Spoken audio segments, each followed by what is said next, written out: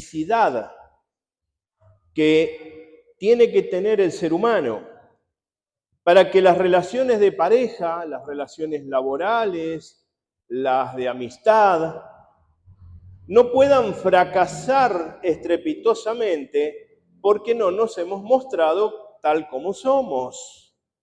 Porque de repente se nos confunde con nuestra verdadera identidad porque la disfrazamos, porque no nos gusta vernos como somos, no nos sentimos cómodos de la forma en que nosotros somos, y eso hace que al mostrarnos hacia los demás no seamos auténticos. Empecemos a disfrazar nuestras palabras, nuestra forma de vestir en ciertas ocasiones, y es como usar un maquillaje, que el maquillaje dicen que es como para resaltar lo lindo, pero es lo mismo que agarrar un buen cuadro y le pinta arriba. El maquillaje es para tapar lo feo. Y no digo que las mujeres que se maquillen son feas, es una exposición de cada uno en donde quizás cree que con el maquillaje se ve mejor. Pero lo mejor que hay, mis hermanos, es ser auténtico. El hecho de que a veces vamos por ahí diciendo que me aguanten así como estoy, es precisamente el principio del fracaso. El principio de lo que yo mostré y después no es el principio que Dios aplica cuando nosotros estamos exponiéndonos delante de Él.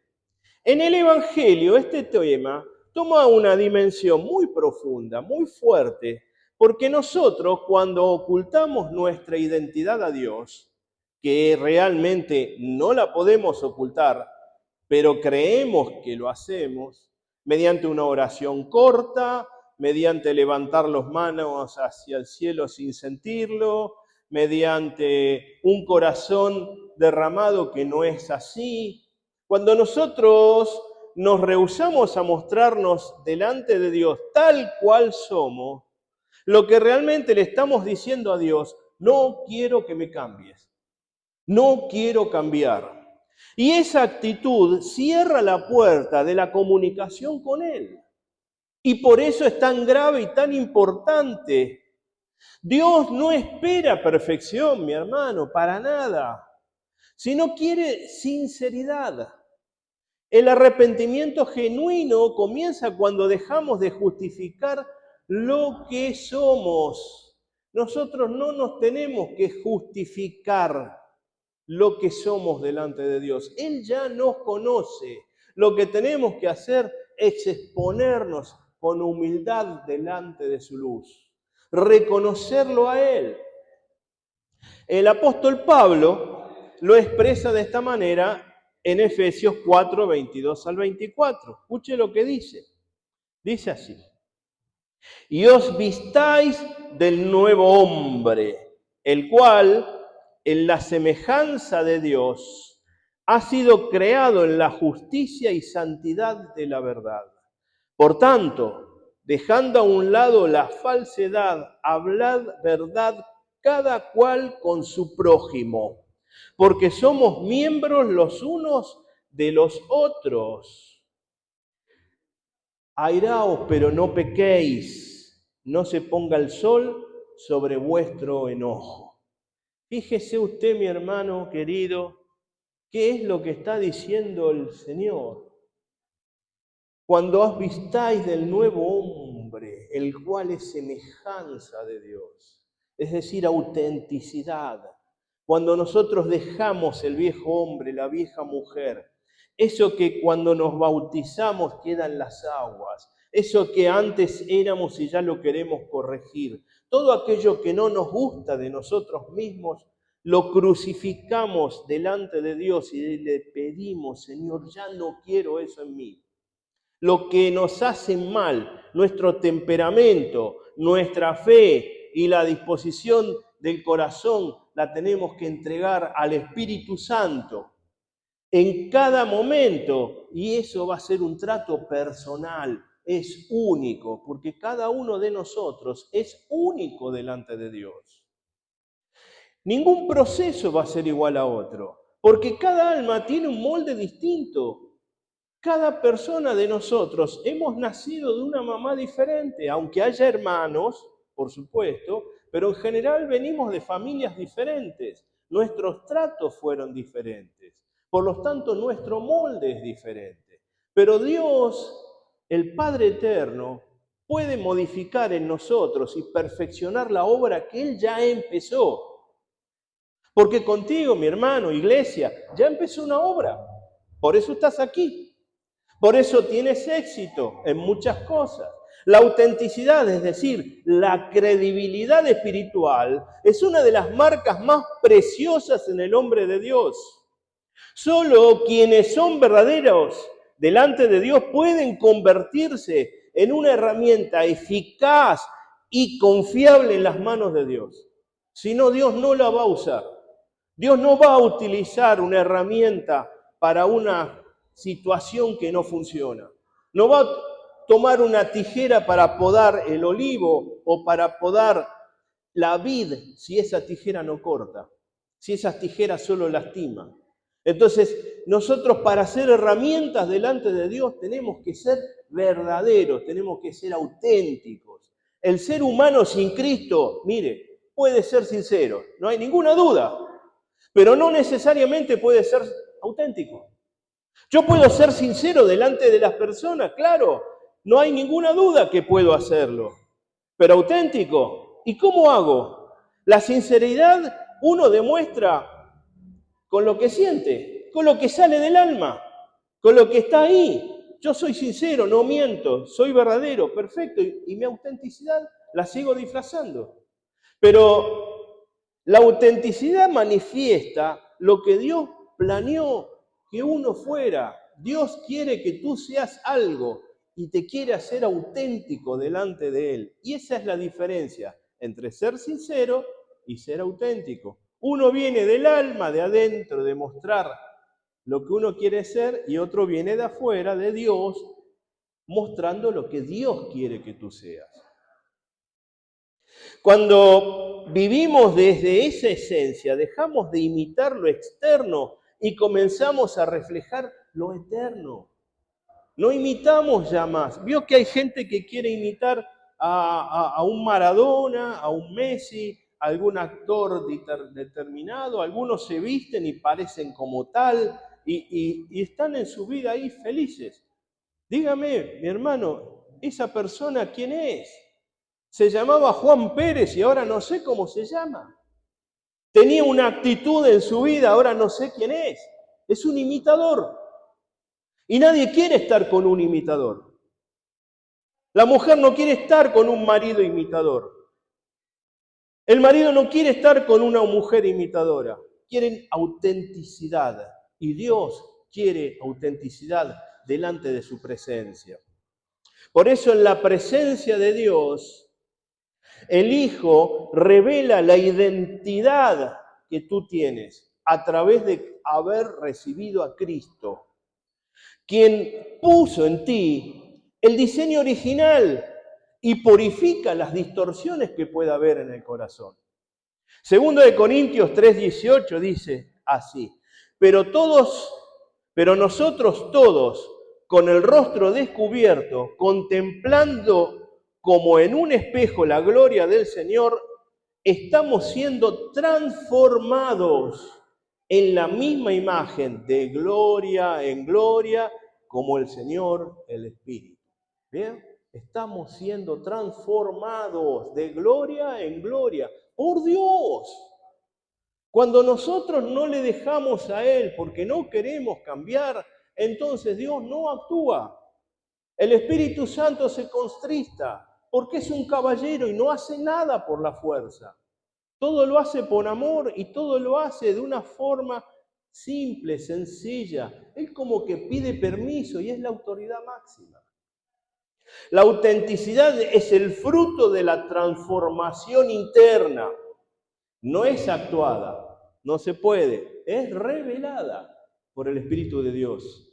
No se aparenta, se manifiesta, tú te manifiestas tal cual eres. La persona que va caminando tranquilito, mi hermano, y de repente se le escapa un montón de barbaridades por la boca porque se tropezó, ¿qué está manifestando? ¿La gloria de Dios? ¿Verdad que no? La persona que de repente, mi hermano, le sale algo mal y empieza con vituperios y barbaridades y hasta dice, ¿por qué Dios me hizo esto?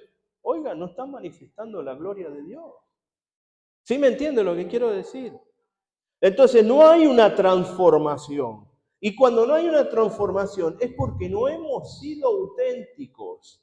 Porque cuando tú eres auténticos, te humillas delante de Él y permites que Él haga la obra en ti. Porque tienes confianza. El niño confía en su papá y deja que su papá lo guíe, lo ayude, lo oriente. Cuando el papá quiere hacerlo, por supuesto. Pero en el caso nuestro tenemos al papá perfecto. Y Él quiere hacer eso en nosotros. David, mire, le voy a mostrar unos ejemplos fantásticos en la Biblia. David fue un hombre conforme al corazón de Dios, dice sus escritos. Y eso no es porque él era perfecto. Oiga, David no pudo hacer el templo por la cantidad de sangre que había derramado. Y Dios lo enviaba a hacer batallas. Y entonces dice, pero entonces, ¿cómo es esto? Claro, pero David, oiga, había un hombre que no le quiso dar comida, no le quiso dar algo de alimento para él y los que estaban con él, y ya estaba entrando a matar al hombre, a la mujer, al perro, al gato, a los sirvientes, a todo, ahí está en la Biblia. Era un hombre difícil de tratar, duro. Era un hombre en donde mandó a matar a uno de sus soldados para quedarse con su mujer. Entonces era un hombre que de perfecto no tenía nada, pero era genuino. Y esa es la diferencia. La Biblia responde que era conforme al corazón de Dios, porque él tenía transparencia espiritual. Cuando pecó, nunca se escondió, jamás. Cuando adoró, él no se contuvo. Él sacaba su corona, se quitaba su manto, se ponía de rodillas y se humillaba ante Dios. Levantaba sus brazos, cantaba a Dios. Se postraba de una manera que no lo podía hacer nadie y era el rey. Entonces era una persona que nos enseñaba que la autenticidad no consiste en no fallar, en no equivocarse, en ser perfecto, sino en no ocultar el corazón cuando falla.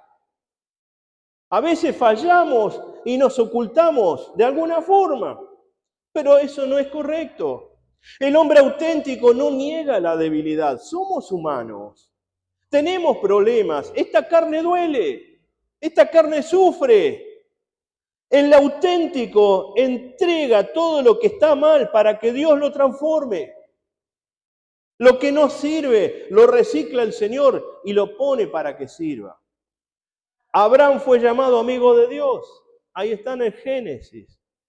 Porque su fe no fue teórica, fue una fe vivida. Y también era un hombre con muchos problemas, como ser humano, por supuesto. Ahora, resulta ser que él dejó su tierra sin saber a dónde iba. Dios le dije, sal de aquí y ve y camina para allá. Y él lo hizo. No le preguntó a dónde, cuándo, cómo, nada. Creyó a Dios. Y cuando toda esperanza se había agotado y no sabía qué iba a pasar, también estuvo dispuesto a ofrecer lo que más amaba, que era su hijo único. Su hijo que había nacido cuando él tenía 100 años. Increíblemente, un milagro de Dios.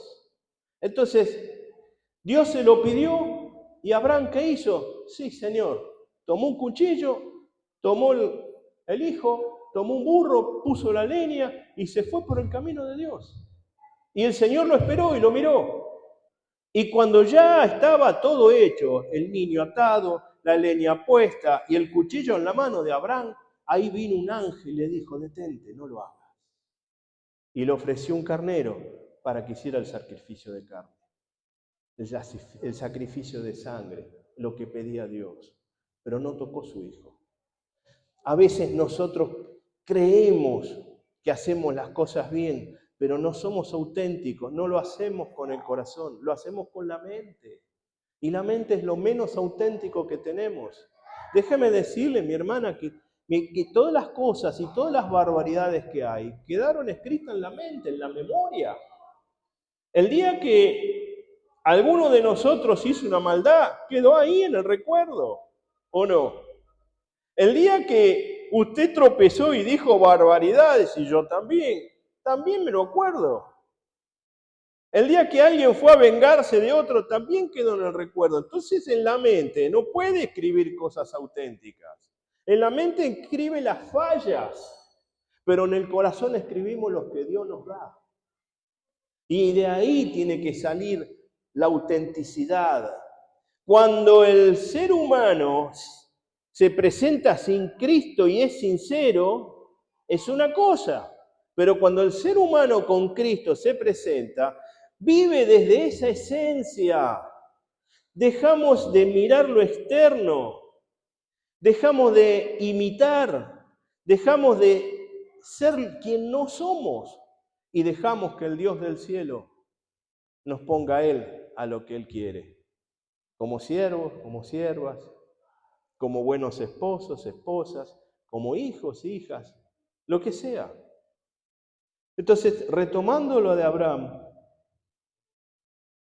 su autenticidad fue obedecer sin condiciones. Abraham nunca condicionó al Señor, jamás. Fue un hombre de carne y hueso como nosotros, que decidió confiar hasta el final en Dios. Se lo leo para darle base. Está en Romanos 4, 20 al 22, dice así. Sin embargo, respecto a la promesa de Dios, Abraham no titubeó con incredulidad, sino que se fortaleció en fe, dando gloria a Dios. Y estando plenamente convencido de lo que Dios había prometido, poderoso era también para cumplirlo. Oiga, por lo cual también su fe le fue contada por justicia. La fe de Abraham. Juan el Bautista. ¿Se acuerda de Juan el Bautista? Él era una voz en el desierto que clamaba. No era un eco. No era algo que llegaba del cielo. Estaba ahí. Él vivía apartado. Él iba vestido con piel de camello. Se alimentaba con miel. Comía saltamontes. Langostas, si quieren. Alguna Biblia dice langostas.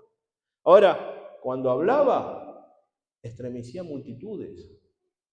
Cuando el Bautista hablaba, les decía a los que venían al Jordán a bautizarse, generación de víboras.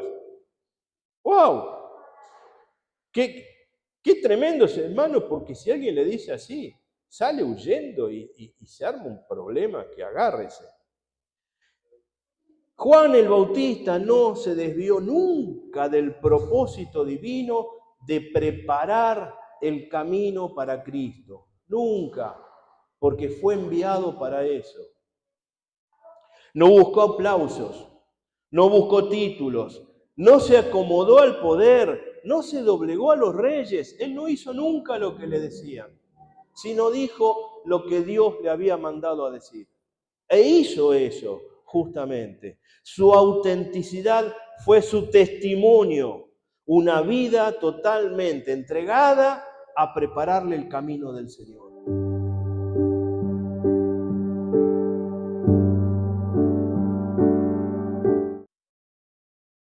¿Quiere más?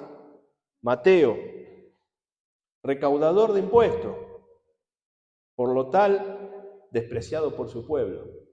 Porque él era un hebreo que le cobraba impuestos a su pueblo. Para los romanos, ¿qué iba a ser querido? Más vale que era odiado.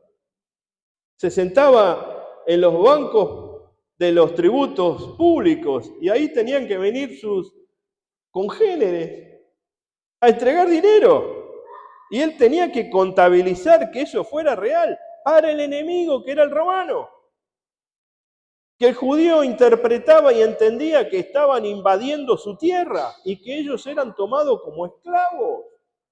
Y Mateo estaba ahí. Pero cuando Jesús llamó a Mateo, lo miró, ¿sabe qué pasó? Se lo dice en Lucas 5:28, y él, dejándolo todo, se levantó y lo seguía.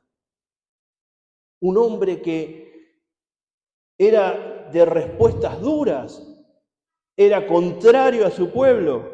Vino un judío, Jesús, un hebreo, Jesús, lo llamó, lo miró y le dijo, ven, sígueme. Y él, dejándolo todo, fue y lo siguió. El verdadero discípulo no necesita explicarse, solo obedecer. Mateo demostró que la autenticidad también es la humildad para reconocer que uno, aunque no sea digno, puede ser llamado igual. Porque si hay alguien que no era digno delante del pueblo de Dios, era Mateo. Pero Dios lo llamó igual. ¿Por qué? Porque él estaba dispuesto a seguirlo. Dios conocía su corazón. Entonces, ¿qué pasa? Pedro, usted sabe de Pedro, qué problema Pedro. Él también fue auténtico, sin embargo. Pedro era impulsivo, hablaba sin pensar, actuaba sin medir las consecuencias, pero amaba con sinceridad. Esa era la diferencia. Pedro era sincero. En un momento negó a su maestro, lloró amargamente por eso. Se lo lee.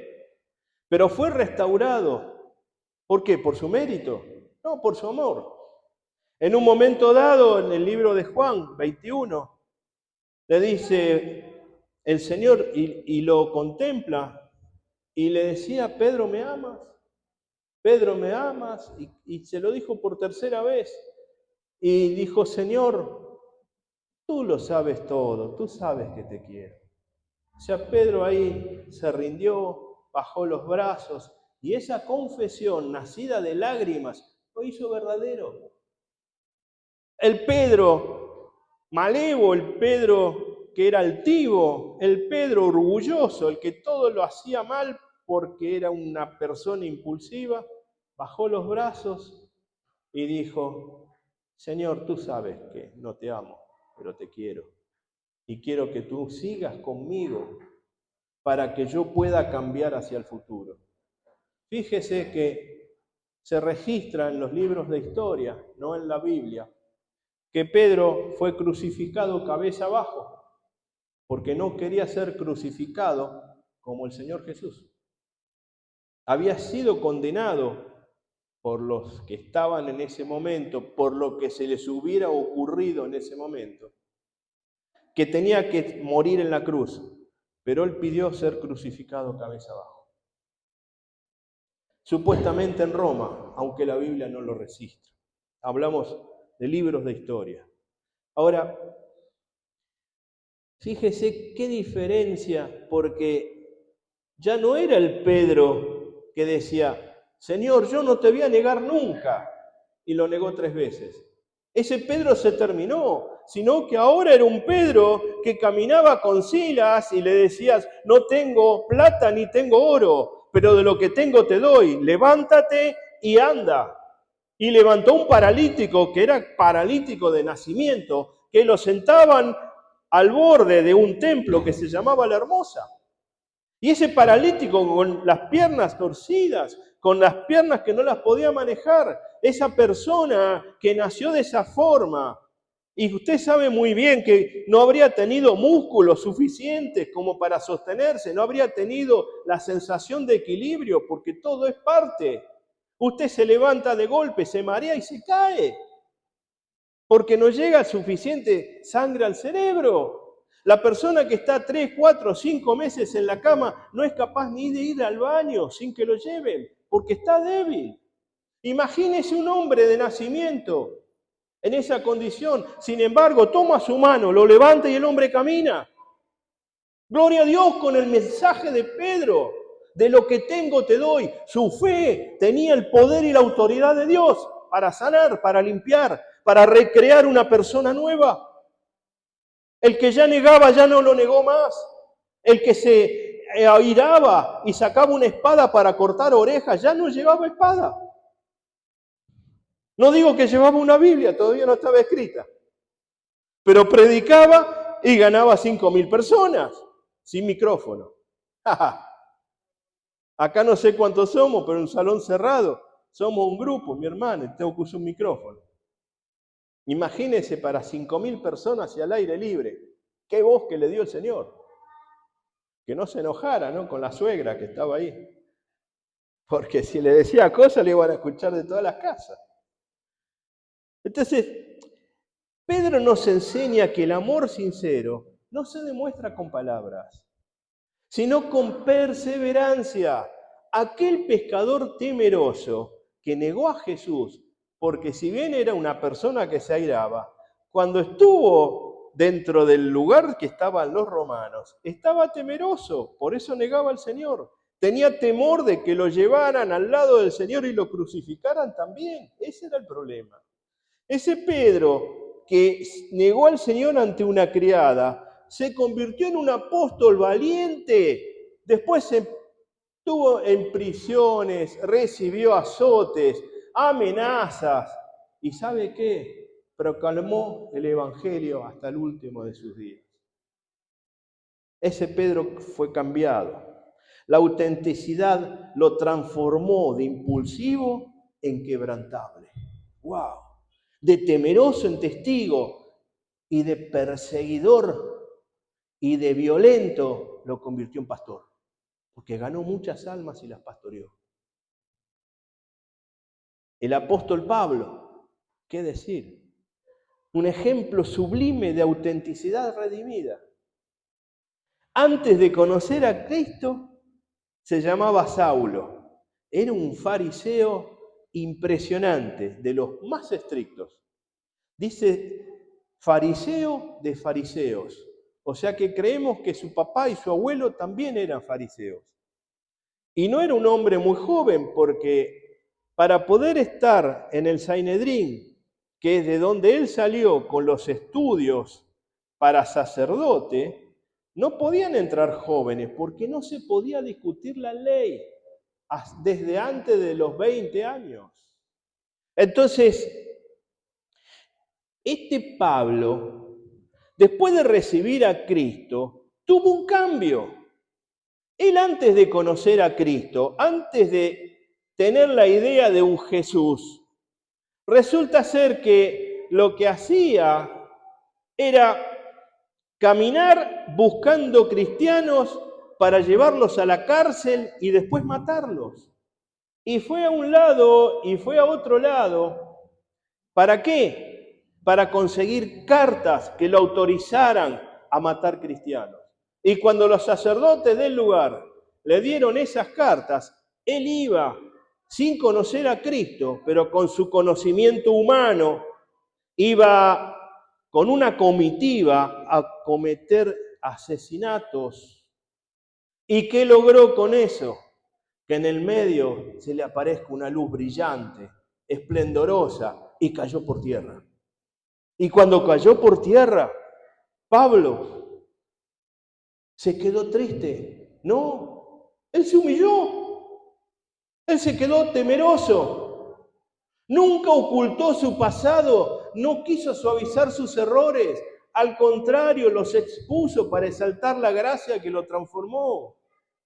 Primera de Corintios 15:10 lo dice así.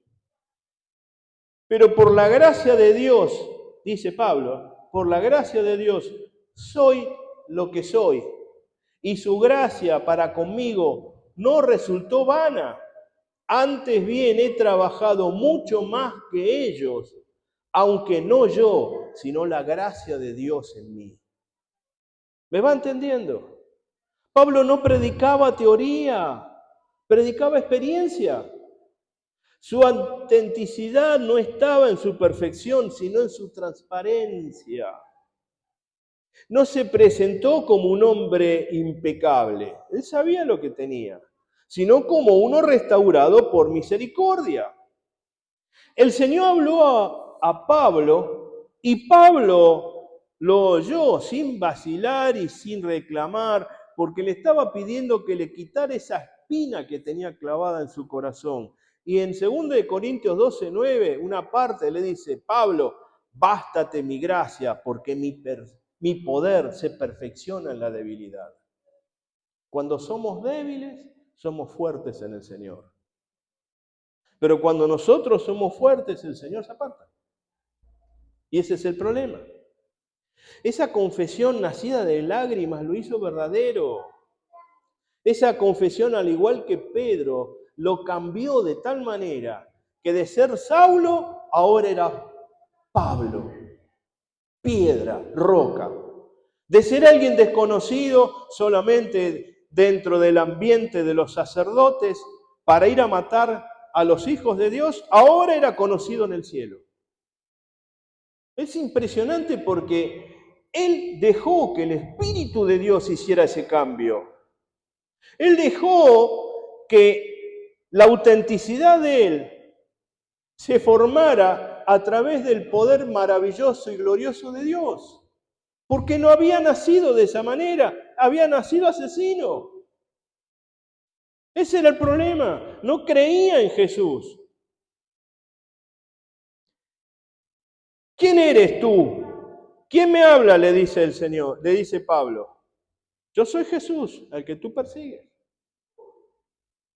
Dura cosa te es dar coces contra el aguijón. Wow.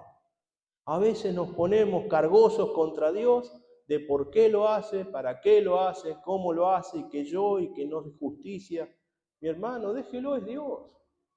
Deje que Dios trabaje en usted. Deje que Dios haga la obra en usted y esas cosas que están estorbando se van a ir. No sé en cuánto tiempo, pero Dios trabaja. Lo vengo predicando bastantes veces. ¿Será porque Dios me lo está diciendo a mí? Porque yo todos estos mensajes los escribo de lo que sale, no los copio a ningún lado. Y me voy dando cuenta que me estoy hablando a mí mismo. Me tengo que perfeccionar delante de Dios. Porque la palabra es primero para el predicador, después para la iglesia. ¿Cuántas cosas debo tener mal, no? Hay que examinarse. Y le voy a hablar de Jesús, el ser más auténtico que jamás ha pisado la tierra. ¿Usted lo cree? Nunca buscó agradar al sistema ni a las multitudes. No. Su único propósito fue revelar al Padre y cumplir su voluntad. Desde el pesebre, desde el día que nació, hasta la cruz, cada gesto, cada palabra y cada silencio fueron la expresión perfecta de la verdad divina hecha carne. Juan 12:49 lo expresa así, dice, habla Jesús, porque yo no he hablado por mi propia cuenta, sino que el Padre mismo que me ha enviado me ha dado mandamientos sobre lo que he de decir y lo que he de hablar. El Padre envió a Jesús. Jesús no vino a representar a Dios, vino a glorificarlo, vino a manifestarlo, vino a hacer que la presencia santa y divina del Padre estuviera en la tierra, porque la gente ya no creía. Desde hacía 750 años que estaba predicándose el Evangelio, pero no subía nadie al reino. Ahí está en Isaías. 750 años no subía nadie al reino. La gente era ya incrédula. Tenía que venir Jesús con su autenticidad para hacer el cambio. Su autenticidad se reflejó en su misericordia para los débiles. Él era Dios. Su autoridad frente al pecado. En su pureza ante la corrupción. En su celo por la santidad del Padre.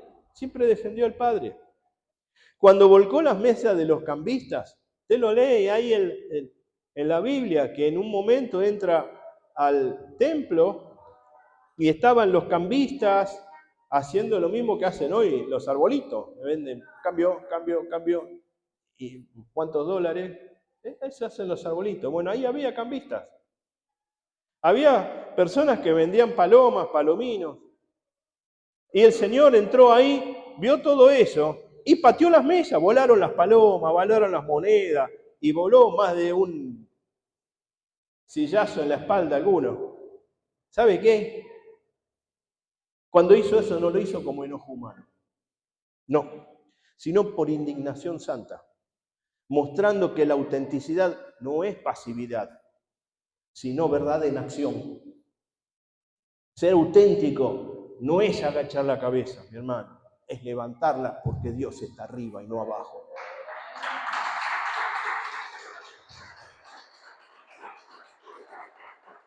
Jesús no fingió ser débil para agradar. Podía haberlo hecho, pero no lo hizo. No usó su poder para dominar. Nunca usó su poder más allá que para sanar, pero no para dominar. Podía haberse él retirado de la cruz, no lo dice la Biblia.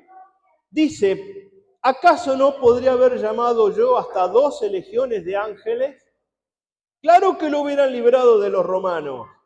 Oiga, sin embargo no lo hizo. El Hijo de Dios vino a ser precisamente lo que era, el Hijo del Dios viviente, lleno de vida, para mostrar la gloria de Dios en todo momento, la gloria del Padre reflejada en Él, para que el pueblo crea, vea, crezca y se desarrolle y no se pierda, para que la semilla esté plantada firmemente en tierra, en buena tierra, en un buen corazón. La autenticidad del creyente nace cuando el Espíritu Santo imprime el sello de la verdad en el alma. Dios te sella. ¡Pac! Ese sello, mi hermano, no es disciplina humana. Haga lo que usted haga, Dios no lo va a sellar. Solo cuando Él encuentre en usted un alma humillada que lo espera. El fuego del Espíritu, ¿sabe?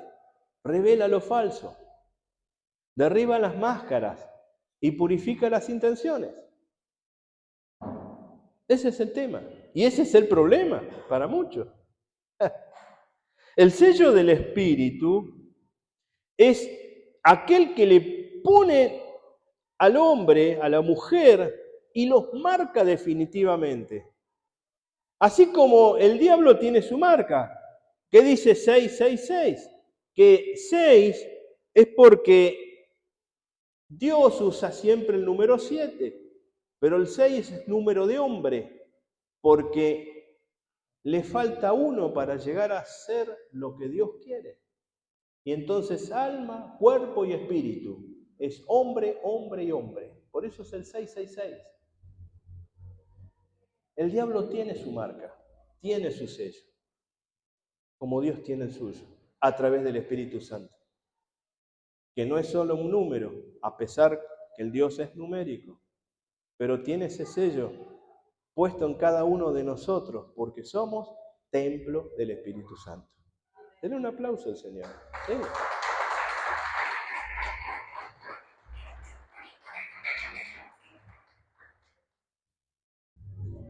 Se lo voy a leer Efesios 1, 13 al 14. Efesios 1, 13 al 14. Escuche lo que dice. En Él también vosotros, después de escuchar el mensaje de la verdad, el evangelio de vuestra salvación. Mírele qué es el mensaje de la verdad, el evangelio de vuestra salvación. Sí, lo sigue, ¿verdad?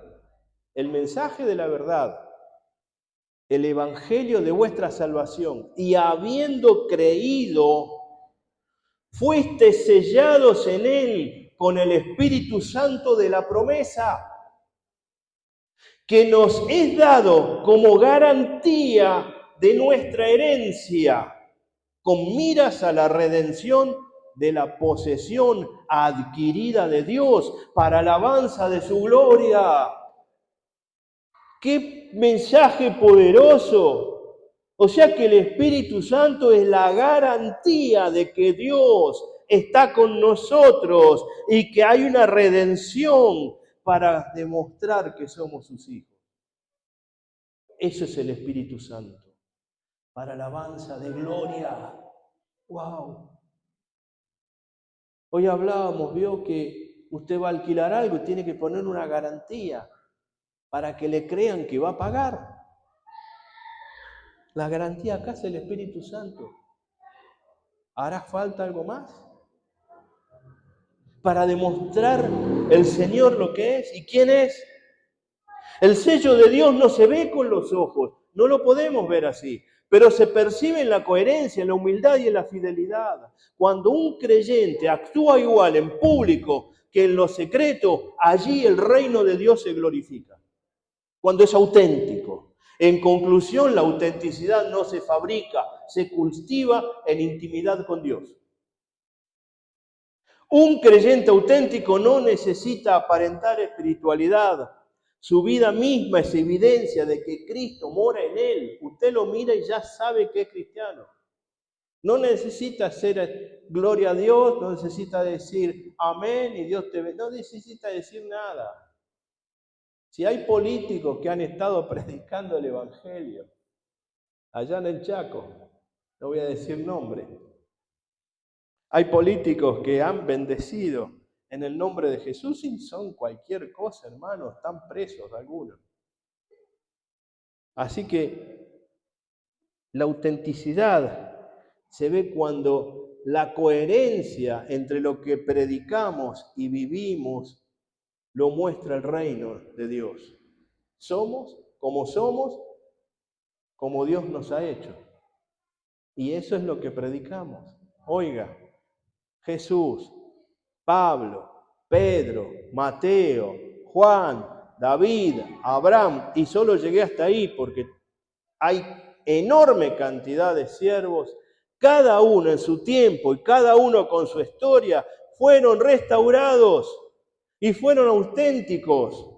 Todos llevaron el mismo sello de la verdad que los hacía libres, todos, y los convertía en instrumentos útiles en las manos de Dios.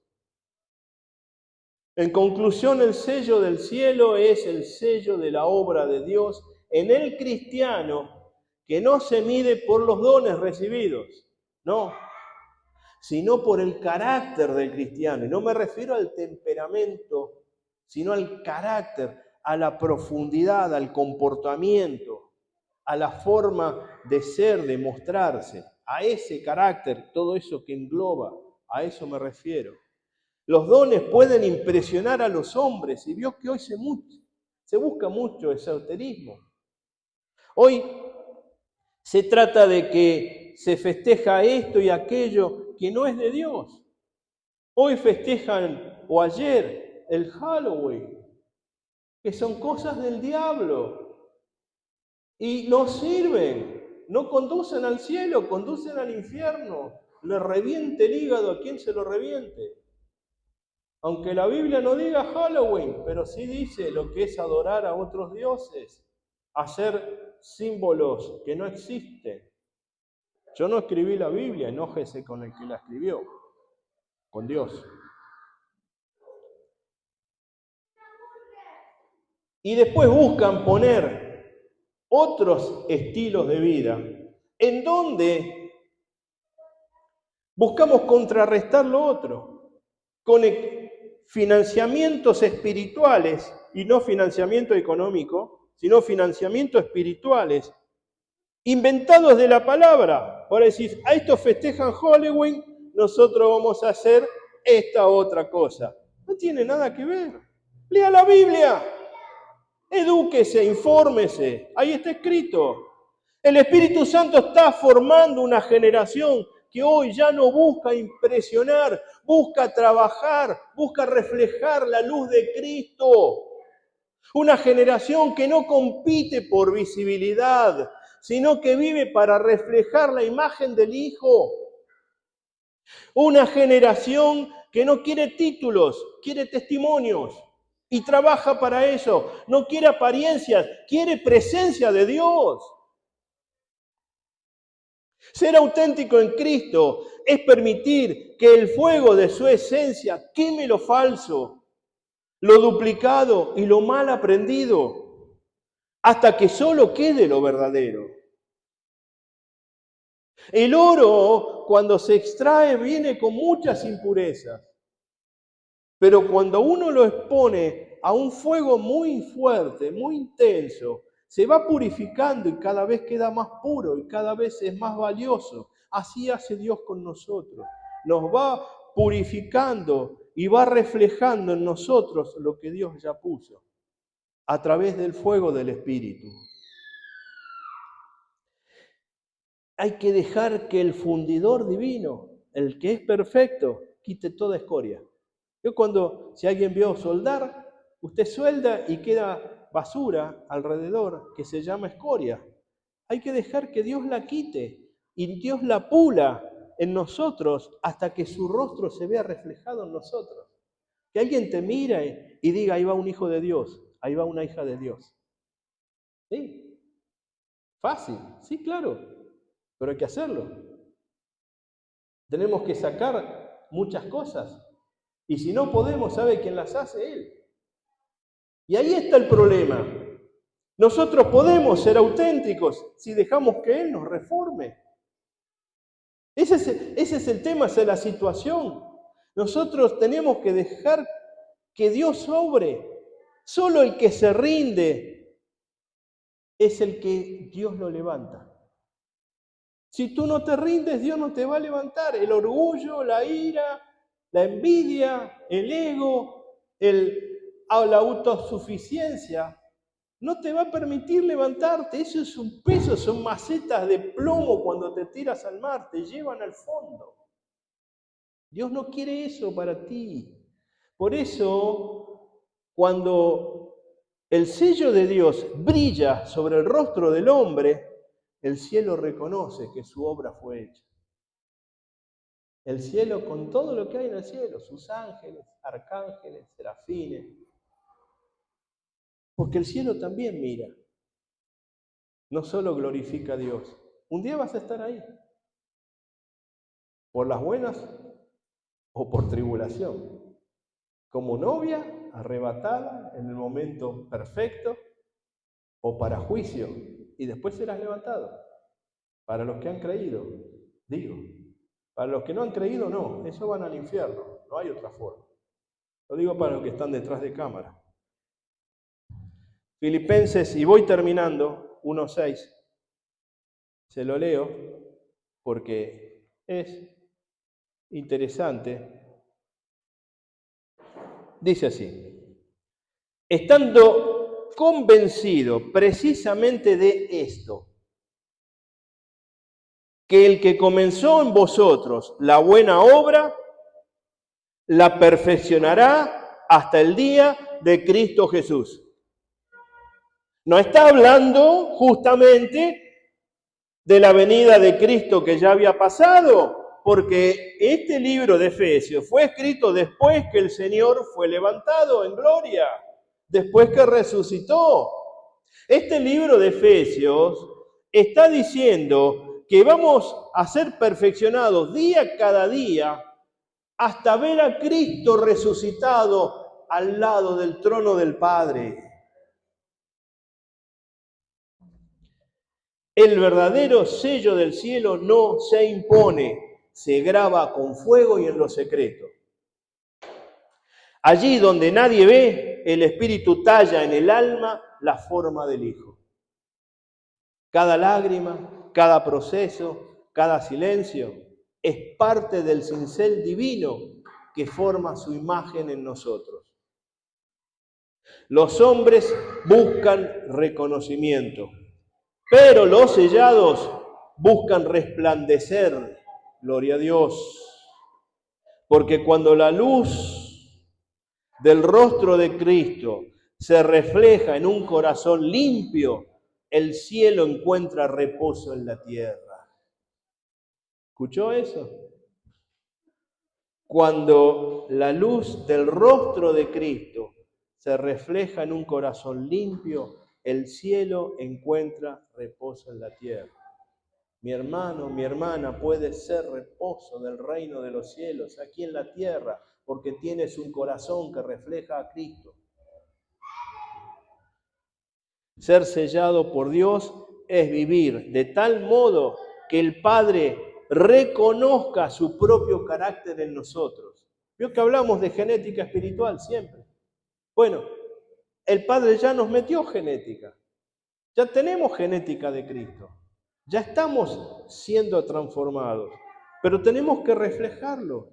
Tenemos que mostrarnos.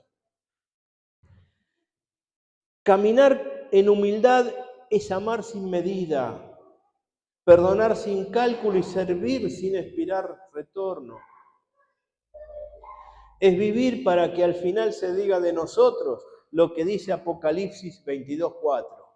Ellos verán su rostro y su nombre estará en su frente.